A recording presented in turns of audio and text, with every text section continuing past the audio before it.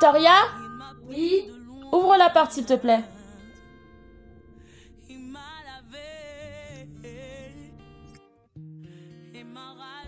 Oh, bonjour Aziza. Bonjour Francine. Comment tu vas? Très bien, et toi? Entrez. Oh, ça va tout doucement, on se promenait, je me suis dit, on vient te voir un petit peu. Ah oui, ça fait un petit moment, c'est vrai. Bah depuis oui. dimanche dernier. Exactement, je te présente notre frère David. Bonjour, enchantée. Il joue le piano à Asseyez-vous, l'église. asseyez-vous. D'accord. Oui. Pour ça, je me suis dit, allez, Faire un petit tour. Faire un petit tour comme ça. D'accord. Bah écoute, alors tu lis la Bible? Oui, tu tombes bien d'ailleurs. En fait, tu sais, je suis en train de regarder sur la prédication dimanche dernier quand tu m'as invité dans ton église. Le pasteur est prêché par rapport à Jean chapitre 12, verset 41. D'accord. Ils ôtèrent donc la pierre et Jésus leva les yeux en haut et dit « Père, je te rends grâce de ce que tu m'as exaucé. » Et en fait, c'est confus pour moi parce que dans notre église à nous, notre pasteur, il nous enseigne que Jésus, c'est le Fils. Or que dans ton église, le pasteur, il disait que Jésus, c'était le Père. Donc du coup, c'est vrai que je suis en train de méditer sur ce texte et j'arrive pas à comprendre le fait que ce soit un coup le Fils, un coup le Père. Je connais pas la vérité en fait. Et là, quand je lis en fait, c'est bien écrit « Et Jésus leva les yeux en haut et dit « Père, je te rends grâce de ce que tu m'as exaucé. » Donc Jésus dit « Père ». Donc, je comprends pas comment ça, il peut être Dieu si il dit Père, en fait. Oui, tu sais, Aziza, la Bible nous dit aussi que nous connaissons en partie, nous prophétisons en partie. Ouais. Donc, faut pas que tu cherches à trop comprendre, te mettre trop de choses dans la tête. Et le frère David qui est juste là, il s'y connaît beaucoup, donc il est mieux disposé pour répondre à toutes tes questions. Oui, c'est vrai que c'est important pour moi parce que j'arrive pas à croire à quelque chose que je comprends pas. Exactement. Mais t'inquiète pas, le frère David, il est fort dans ce domaine, donc... Merci déjà pour la parole. J'ai béni les Seigneurs, tu sais, c'est pas pour rien que tu te poses ces genres de questions. C'est parce que tu es une fille de Dieu, c'est parce que tu aimes la parole et c'est parce que Dieu veut t'ouvrir quelque chose. Tu sais, les choses de Dieu, c'est spirituel. Dieu est esprit. Pour comprendre les choses de l'esprit, il faut avoir l'esprit de Dieu. Donc, personne ne peut comprendre les choses de Dieu si Dieu lui-même ne l'explique pas. Donc, c'est lui qui nous explique les choses de Dieu ou la profondeur de Dieu, c'est le Saint-Esprit. Allons dans le livre des 1 Corinthiens 2, verset 13 à 14. J'ai trouvé, je peux lire. Mais l'homme animal ne reçoit pas les choses de l'Esprit de Dieu, car elles sont la folie pour lui. Et il ne peut connaître parce que c'est spirituel qu'on en juge. C'est-à-dire, ces choses-là, c'est pas tout le monde qui peut le comprendre. L'homme animal, c'est qui? L'homme animal, c'est celui qui n'a pas l'esprit de Dieu. Or, celui qui n'a pas l'esprit de Dieu, il ne pourra pas comprendre les choses de Dieu. Pour comprendre les choses de Dieu, il faut avoir l'esprit de Dieu. Excusez-moi, est-ce que je peux enlever ma veste parce que j'ai chaud. Donc, Jésus étant le prophète, la vie de Jésus est un enseignement pour nous. Pour comprendre ce que Jésus faisait. Pourquoi Jésus priait? Pourquoi Jésus disait Père, je te rends grâce de ce que tu m'as exaucé? Jésus s'adressait à qui? Pour comprendre ces choses-là, nous allons prendre le livre des Exodes. Exode 34, verset 4. Exode 34, 4.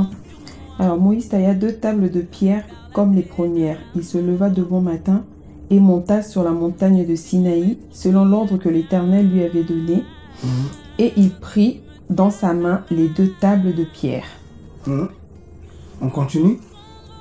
L'Éternel descendit dans une nuée, se tint là près de lui et proclama le nom de l'Éternel. On s'arrête là. Si vous n'avez pas l'Esprit de Dieu, vous verrez comme s'il y a 2 éternels. Or, il y a le même Éternel qui descend. Nous avons qu'un seul Éternel, c'est lui-même Dieu, notre Père, Dieu le Père. La Bible dit l'Éternel descendit dans une nuée, se tint là auprès de lui et l'Éternel proclama le nom de l'Éternel. Donc, l'Éternel qui proclame le nom de l'Éternel. Donc, dans cet évangile, nous croyons que Dieu proclame le nom de Dieu. Dieu est un adorateur de Dieu. Dieu s'adore lui-même. Dans cet évangile, nous croyons ça. Parce que la Bible dit l'Éternel est descendu dans une nuée et proclama le nom de l'Éternel. Et pour comprendre réellement l'idée ou la pensée de Dieu dans cette écriture, nous allons maintenant comprendre c'est quoi la nuée. Nous allons lire le livre de Jude 1, verset 11, pour comprendre. Malheur à eux, car ils ont suivi la voie de Caïn. Ils se sont jetés pour un salaire dans l'égarement de Balaam. Ils se sont perdus dans la révolte de Corée. On descend. Ce sont des écueils dans vos agapes, faisant impudemment bonne chère, se repaissant eux-mêmes. Ce sont des nuées sans eau, poussés par les vents, des arbres d'automne sans fruits, 2 fois morts, déracinés. D'accord. On prend juste cette partie-là là où il dit « ce sont des nuées sans eau ». C'est-à-dire, c'est lui qui prêche mal l'évangile. Les faux prophètes, c'est comme des nuées sans eau. La Bible nous définit la nuée comme un prophète. Donc la nuée, c'est un prophète. Maintenant, la nuée sans eau, c'est un faux prophète. Maintenant, Dieu est descendu dans un corps d'un prophète dans la Bible. Et ces prophètes-là, c'est qui? C'est Jésus. Parce que la Bible dit, l'Éternel est descendu dans une nuée, et s'éteint là auprès de lui. Or, Moïse représente aussi un peuple. L'Éternel est descendu dans une nuée, s'éteint là auprès de lui et proclama le nom de l'Éternel. Donc, si nous regardons bien, nous voyons que l'Éternel a pris un corps et il est venu auprès des hommes, auprès de Moïse. Moïse représente aussi un peuple. Et l'Éternel est venu auprès d'un peuple pour l'enseigner la bonne nouvelle. C'est ça, l'Éternel est descendu dans une nuée et proclama le nom de l'Éternel. Et nous allons prendre aussi un verset là. C'est Jean 17, verset 6.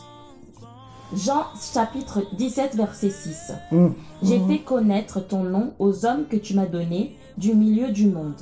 Ils étaient à toi et tu me les as donnés. Ils ont gardé ta parole. Je continue, verset 7. Maintenant, ils sont connus que tout ce que tu m'as donné vient de toi. Car je leur ai donné les paroles que tu m'as données et ils les ont reçues et ils ont vraiment connu que je suis sorti de toi et ils ont cru que tu m'as envoyé. Voilà. Donc, nous comprenons que l'Éternel est descendu dans une nuée et proclama le nom de l'Éternel. C'est aussi l'Éternel est descendu lui-même et prêchait le nom de l'Éternel. Car dans la Bible, Dieu a dit à Moïse, cette fois-ci, mon peuple sera enseigné par moi-même. Cette fois-ci, mon peuple sera enseigné par moi-même. Donc, l'Éternel est venu et descendu dans un corps. L'Éternel a pris un corps. L'Éternel a pris un corps. Nous voyons, l'Éternel est descendu dans une nuée. Donc, l'Éternel s'est incarné, a pris un corps pour prêcher la bonne nouvelle, pour prêcher son nom. Donc, voilà pourquoi, là, tu vois Jésus en train de dire que je leur ai fait connaître ton nom. Faire connaître le nom de l'Éternel, c'est enseigner le nom de l'Éternel, enseigner la parole de Dieu. Le nom de l'Éternel, c'est la parole de Dieu, c'est l'enseignement de Dieu. Donc, Jésus est le véritable, l'unique et le véritable Dieu que nous avons. Donc, Jésus, le mouvement que Jésus faisait là, avait un sens, avait un pourquoi. Tu vois, tout ce que Jésus faisait, c'était un message. Donc, lorsque Jésus priait, il s'adressait à lui-même. Donc, nous adorons un Dieu qui s'adore lui-même. Tu vois, aujourd'hui, pour que l'Éternel puisse écouter ta prière, il faut avoir Christ en toi. Et Christ, c'est lui-même lui-même Dieu. Donc, en quelque sorte, Dieu prie Dieu. Il faut que Dieu prie dans ta vie pour que Dieu puisse entendre la prière de Dieu. Car Dieu ne peut pas nous écouter. Et Dieu écoute Dieu dans l'homme. Il faut que tu puisses avoir Dieu dans ta vie pour que Dieu puisse écouter ta prière. J'avais une petite question. Est-ce que ça a un rapport avec la crucifixion de Jésus? Lorsqu'il était sur la croix et qu'il allait rendre le souffle, il a dit « Mon Père, pourquoi m'as-tu abandonné ?» Donc là, Jésus dit à son Père « Pourquoi m'as-tu abandonné ?» Est-ce que ton explication aussi, c'est valable avec ce moment-là? Oui, mais lorsqu'il dit « Mon Père, pourquoi m'as-tu abandonné ?» Il faut comprendre c'est qui le Père et c'est qui le Fils. Les pères, donc je pense qu'aujourd'hui on n'a pas assez de temps, on aura le temps de parler, on va expliquer c'est qui les pères. Les pères, c'est les Christ. Parce qu'en Jésus, il y a Jésus, nous avons Jésus qui est le corps que Dieu, qui est la nuée que Dieu a descendu sur, c'est-à-dire le corps que Dieu avait pris pour être visible dans ce monde, on l'appelle Jésus. Maintenant nous avons l'Esprit, là où les Juifs disent que nous savons que le Christ ne meurt pas. Ça veut dire l'esprit qui ne meurt pas, l'esprit éternel, c'est Christ. D'accord. Qui veut dire le oint. D'accord. C'est-à-dire le Christ là, c'est lui le Père. C'est lui le Père qui était dans un corps qu'on appelait Jésus. Et lorsque Jésus dit, mon Père, pourquoi m'as-tu abandonné? Parce que le Christ est sorti de ses corps. Donc ça veut dire que ce n'est pas Christ qui est mort, mais c'est Jésus qui est mort sur la croix. Sur la croix, c'est Jésus qui est mort. Le Christ ne meurt pas. Israël avait dit, nous savons dans la Bible, nous savons dans les Écritures, que le Christ ne meurt pas. Le Christ ne meurt pas, le Christ c'est un esprit. Lorsque Jésus dit, mon Père, pourquoi m'as-tu abandonné? Tu verras que là, c'est Jésus qui fait appel à Christ, parce que le Christ était sorti de ses corps. Tu vois, c'est Jésus qui fait appel à Christ, qui dit, mon Père, pourquoi m'as-tu abandonné? Car le Père, c'est lui le Christ. Le Fils, c'est le corps qu'on appelle Jésus. Donc, Jésus est Fils par rapport à le corps qu'il avait pris, que le Christ avait pris. C'est ça, les corps des humains, qu'on appelle les Fils. Mais l'Esprit qui est en lui, c'est ça même, c'est lui-même le Père. Parce que la Bible dit dans Colossiens, à lui habitant toute la plénitude de Dieu. Donc, c'est lui qui est, c'est le Christ qui est le Père. Maintenant, tu verras que cet esprit-là, Christ, un jour s'est manifesté dans le corps de David. David a dit aussi, mon Père, pourquoi m'as-tu abandonné? Dans Psaume 22, verset 2.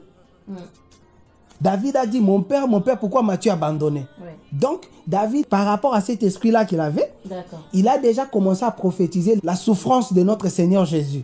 David avait déjà commencé à parler de ça. Donc, à prophétiser sur ça. Donc, lorsque Jésus prie Dieu, c'est ça même, l'Éternel proclame le nom de l'Éternel.